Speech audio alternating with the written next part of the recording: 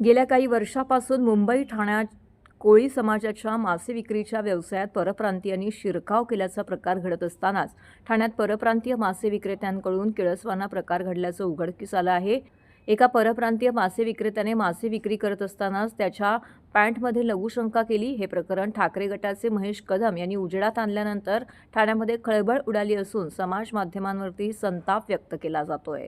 मासे विक्रीच्या व्यवसायात कोळी समाज आहे, परंतु परप्रांतीय या व्यवसायामध्ये शिरल्यानंतर अतिशय अस्वच्छ पद्धतीने हे परप्रांतीय नागरिक मासे विक्री करतायत। असं असतानाही कमीत कमी किमतीमध्ये मासे मिळत असल्याने त्यांच्याकडून मासे खरेदी केली जाते।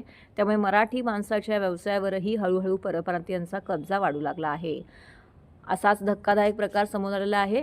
ठाण्यातील पाचपाखाडी परिसरातील चंदनवाडी भागामध्ये मोठ्या प्रमाणामध्ये परप्रांतीय मासे विक्री करतात। एका मासे विक्रेत्याने मद्यधुंद अवस्थेमध्ये पॅन्टमध्येच लघुशंका केली। या किळसवाण्या प्रकरणानंतर संताप व्यक्त झालाय। ठाकरे गटाचे पदाधिकारी महेश कदम यांनी हे प्रकरण उजेडात आणलंय। तसेच त्यांनी परप्रांतीय मासे विक्रेत्यांचे चित्रीकरणही तयार केले। त्या विक्रेत्याला त्यांनी पकडले असता तो मद्यधुंद अवस्थेत आढळून आलाय। तर हे मासे ससून डॉक येथून आणले होते। तो चंदनवाडी परिसरामध्ये विक्री करत होता।